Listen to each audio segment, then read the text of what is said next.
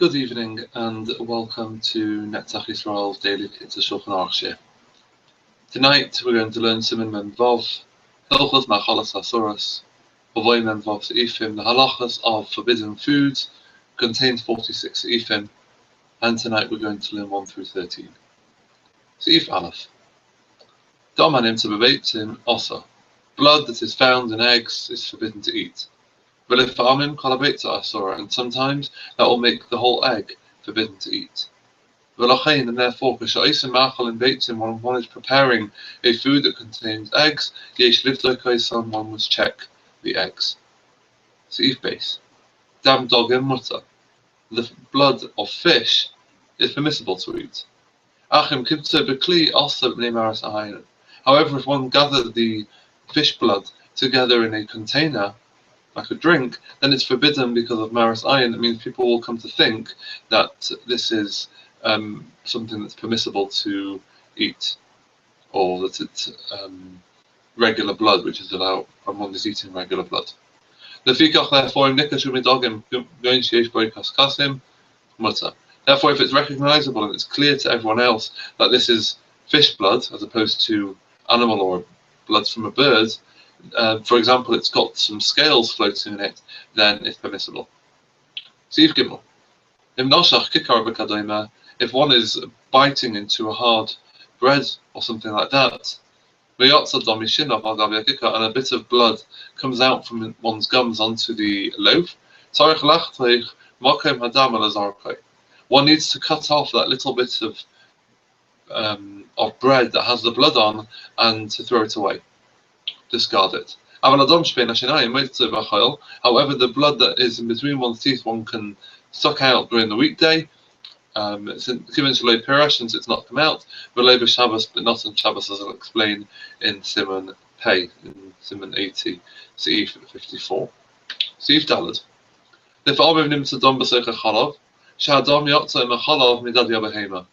Occasionally it occurs that it works out there's a little bit of blood inside the milk that's just been milk from an animal, because there is little blood that comes out into the teat, from the teat. And if that happens, one needs to ask a shayla from a rav. Seif Hey. Not only is one not allowed to eat meat and milk together, but one isn't allowed to cook them together or have any benefit from such a mixture.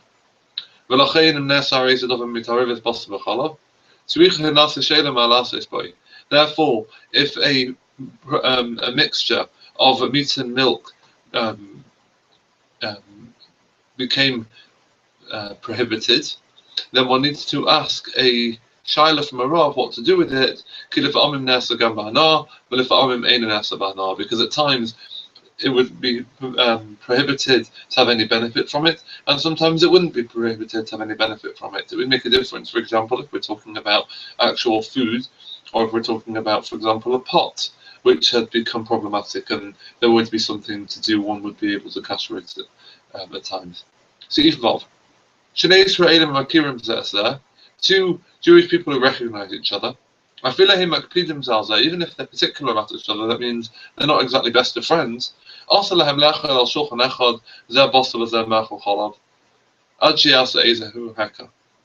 They wouldn't be allowed to eat on the same table with one eating meat and one eating milk until they've put some type of recognition, some type of obvious sign in between them. For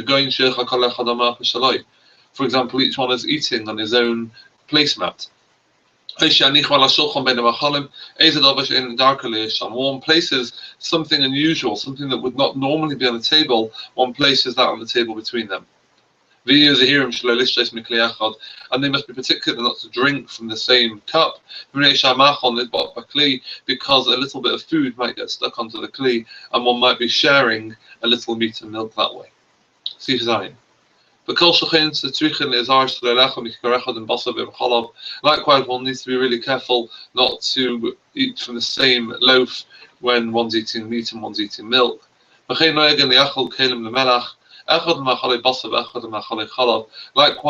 we are accustomed to have separate kalim, separate utensils for salt.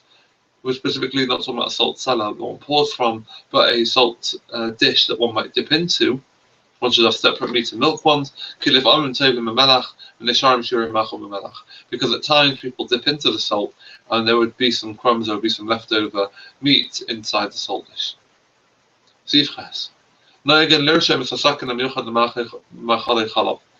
We are accustomed to mark the knives that we use specifically for milky foods, for dairy foods, and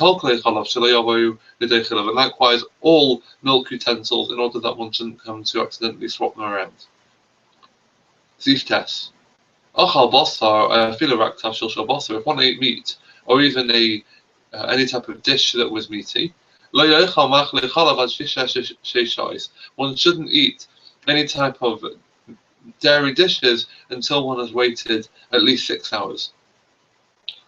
This was the primary custom in Europe, but we know that in Germany the minhag was to keep 3 hours, and the Dutch Jews only kept 1.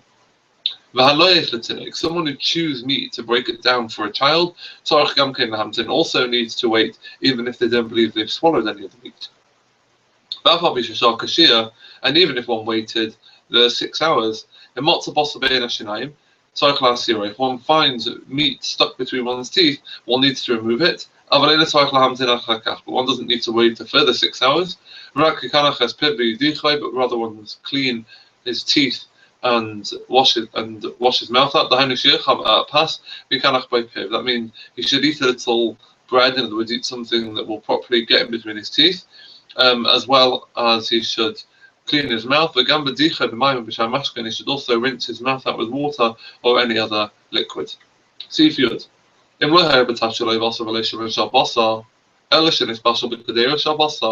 the meat, if what one ate oneself was actually parod, it didn't contain any meat or any meaty fat, but it was cooked in a meaty pot.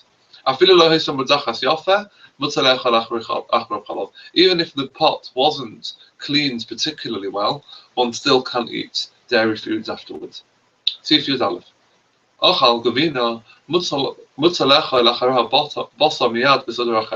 If one ate cheese, and we're going to elaborate and explain that this is specifically soft cheese or new cheese, then one is allowed to eat meat afterwards, even in the same meal. So long as one has checked one's hands to make sure that there's nothing cheesy stuck on them, or one must wash them in water. One also needs to clean one's teeth and rinse out one's mouth. However, if the cheese was hard cheese, that means it either had stood in renin, or it aged 6 months, or it was somewhat wormy. If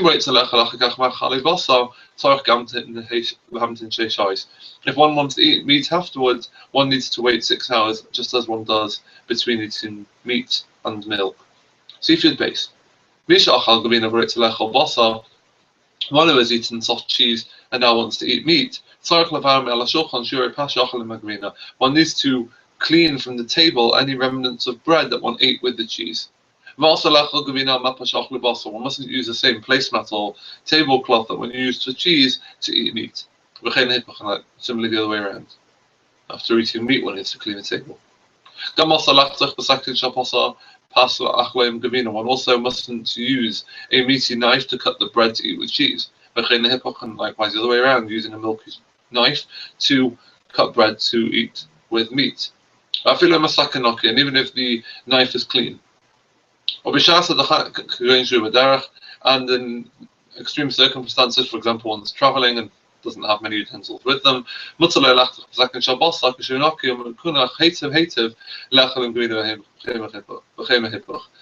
can cut bread with a meaty knife when it is clean, and when it's particularly clean, one can use that to eat with cheese, and likewise the other way around. Seafood Gimel.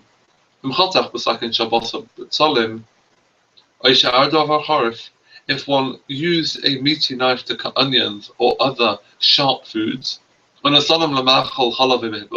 he placed them into milky food, or the other way around, one used a milky knife and used it to cut onions that then went into a hard food. Thank you for watching.